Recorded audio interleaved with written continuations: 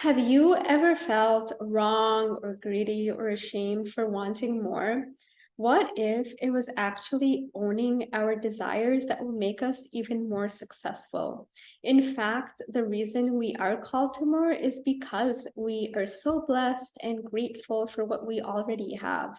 That is the reason we want more. We just haven't given ourselves permission to own our desires. I have often felt in life like I'm not allowed to do this or want this or have this because I am this.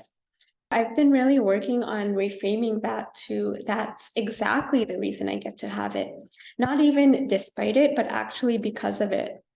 My great grandmother, we call her Maji, she was in India and she had a difficult life. She was widowed at a young age, had two young toddler boys that she essentially raised on her own. She was very hardworking.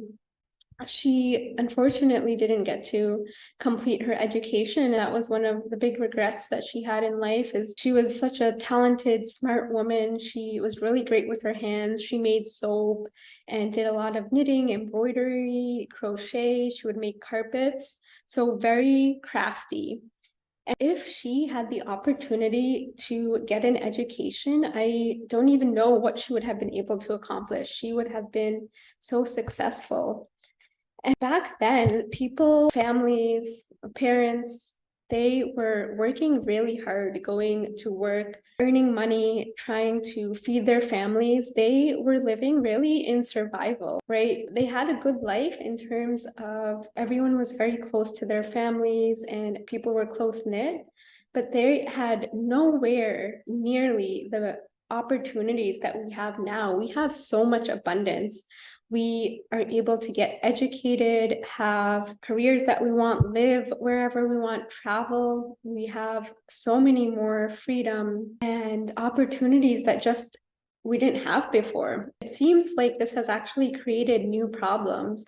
We see obesity and addiction, which are really diseases of abundance, eating too much food, or getting addicted to drugs because we don't know how to navigate the abundance since we have always been wired for survival and safety by staying safe and staying small.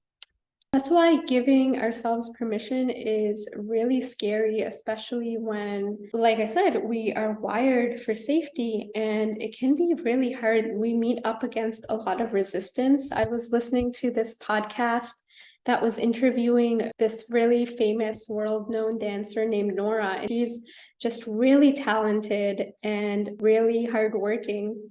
She was telling a little bit about her story. She was saying how when she was younger, she had to really go against culture, family, societal expectations to go for her dream of being a performer, of being a dancer. She felt so alive when she was dancing. When she was young in school, her teacher recognized how much talent she had and recommended her to this really famous performing arts school in Canada. She got accepted and everything. All she had to do was get her mom to sign the permission slip so that she could go to the school. Her mom refused to sign it because it went against what she wanted for her daughter to be a lawyer, an engineer, be studying. It was about logya kenge. It just wasn't accepted. It wasn't something she could do. That was one of her dreams, is to go to that school, to be a performing artist, to dance. She was so passionate about it. So what did she do? Did she say that life is so unfair? Now I can't be a dancer. I can't go to this school. This was my dream. Now I can't be a dancer. No, absolutely not. That actually lit a fire under her to learn on her own, to train herself because she was so passionate about it. She was naturally gifted and talented, but also very hardworking. It's just something that she knew internally that this is what she wants to do. She has to do it. She cannot do it. She found a way. I say that probably it was actually harder for her to go against her family, go against culture, society. That was probably more difficult than the actual dancing, right? If you see her, she's a phenomenal dancer, very talented, just mesmerizing to watch. She makes it look so easy because that's her zone of genius. To get there, how many challenges did she have to face? How much backlash and criticism and judgment did she have to overcome, right? Because to be successful in the field is very difficult. But she did that because her desire to do this was so deep and she just couldn't not do it. And that takes a lot of courage to do. That's why it is so hard to give ourselves permission, because everywhere around us, we're surrounded by people, society, expectations that can keep us limited, keep us small, when really maybe they're trying to keep us safe, or they just don't see a bigger vision, a bigger picture that we can see for ourselves. And it can be really scary because sometimes this can trigger people because they either haven't given themselves permission to own their desires, and then they see you doing all of these things and just living without fear and without care for what could go wrong, or you just see something bigger. You're focused on the abundance of what could be rather than the scarcity of what you could lose. If you think about it, where you are right now, you'll always have that to fall back on. But if you never go for it, if you never try, then you won't know what's possible for you. And that is painful, actually. That can hurt more than just staying stuck, staying small, and living that life that everyone on the surface approves of. But how do you feel? You don't feel like you're living fully, that you're living your soul's calling. Like Nora was with dancing. That's her soul's calling to do that. That's what she's so passionate about. And she had to give herself permission to do that, right? Because what if she just said, okay, I'm not going to dance because my mom said I can't do it?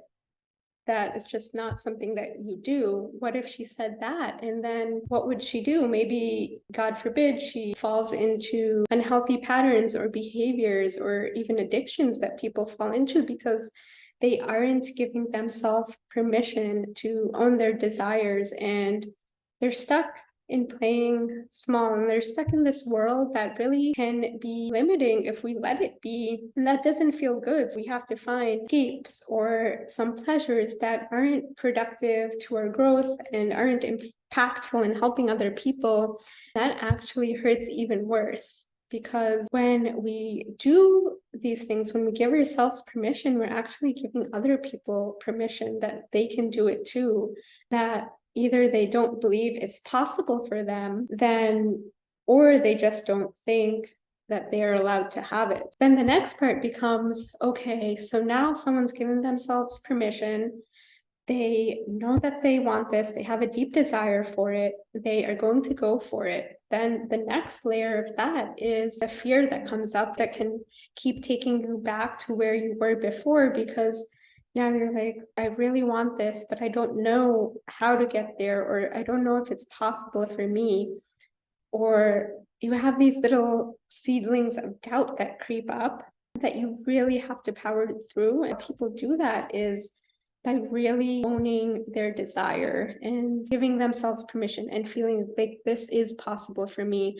I may not know how to do this. I may not know all of the exact steps, but I know that I want this so deeply that I will not give up. I will not stop, that I am going to find a way. They have trust in themselves. They have trust in a higher power to help guide them to figure it out. And they are able to accomplish it. We really just have to give ourselves permission, because we don't want to live a life that's constricting and small and just keeps us safe, but keeps us stuck. We have a bigger vision for ourselves and our lives and our families. And it's scary. It's really scary, but we have to do it. I wanted to share that because I thought those stories were really inspirational and have helped guide me in thinking about, what would God say about this desire? If I say, I want to do this or I want to do that, how would God feel? When I've asked these questions before, the answer I always get back is, you're doing this for your growth, for your expansion, for something bigger. Then how can it be wrong? How can it not be accepted? How can you not do it, right? You have to do it.